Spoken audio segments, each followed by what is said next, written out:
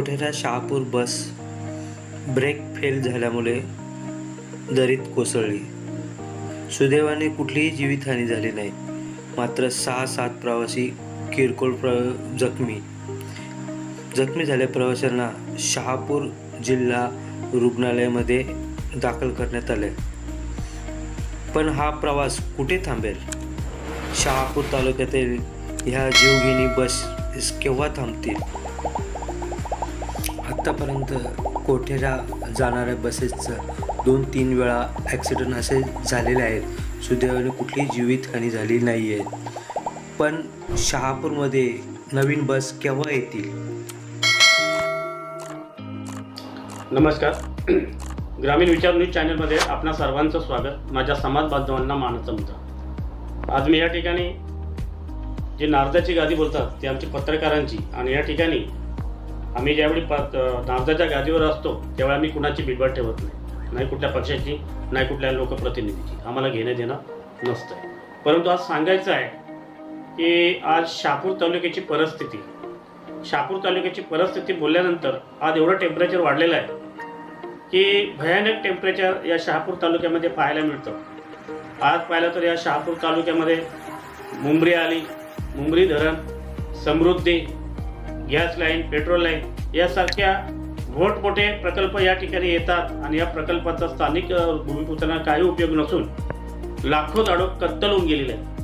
आणि त्यामुळे या शहापूर तालुक्याचा वाळवंट झाला, आणि या शहापूर तालुक्यामध्ये उष्माघात वाढलेले आहे। आणि तुमच्या आमच्यासारखे जे गरीब माणसं आहेत त्या खरोखरच या उष्णतेमध्ये बळी पडत आहेत। एवढं टेम्परेचर या ठिकाणी वाढलेलं आहे। या शहापूर तालुक्यामध्ये नेते, पुढारी, प्रतिनिधी, लोकप्रतिनिधी सगळ्या गोष्टी आहेत। आता उपयोग तरी काय?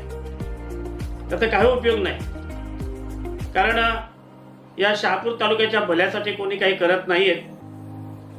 जमीन जागा ह्याच लोकांच्या आहेत, आपण मात्र गोरगरीब पोटासाठी बांधतोय।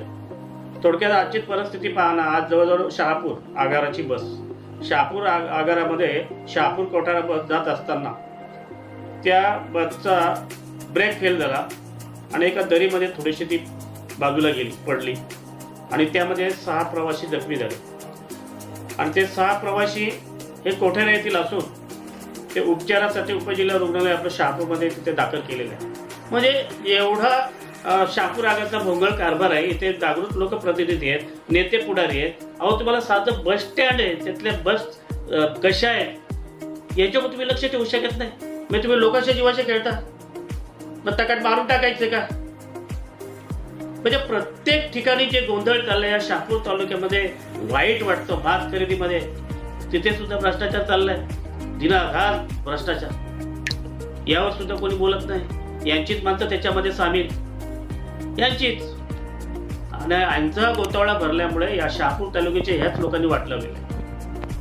आम्ही पत्रकारितेमध्ये आम्ही कुणाचा भान ठेवत नाही आणि कुणाची बाजू घेत नाही। जे सत्य ते सत्य मानणं, परंतु हे जे चाललंय ते कुठेतरी थोपवलं पाहिजे, कुठेतरी थांबवलं पाहिजे। कारण आज माझ्या शहापूर तालुक्याची जनता एवढी बेजार झालेली आहे। महागाई वाढली, भ्रष्टाचार वाढलाय, आणि कुठंतरी आपली शहापूरमध्ये आपले छोटी बालकं जेव्हा बाजारामध्ये येतात तेवढं उष्माघात वाढतो, आणि अक्षरशः वाईट वाटतो। कधी थंड पाण्याची बाटली पितो, म्हणजे अशा पद्धतीचं वातावरण उष्माघात या ठिकाणी पसरलेलं आहे। आणि एवढंच मला सांगायचं आहे की शहापूर तालुक्यातील जनतेने आता जागृत झालं पाहिजे, आणि यासाठी सर्वांनी एकत्र येण्याची गरज आहे। आणि असे जे काही आगार वगैरे काही ज्या बस वगैरे आहेत त्या ताबडतोब बदलायला पाहिजेत, आणि प्रशासनाने यावर चांगल्या जातीनं लक्ष दिलं पाहिजे। एवढंच सांगू इच्छितो। जय हिंद, जय महाराष्ट्र।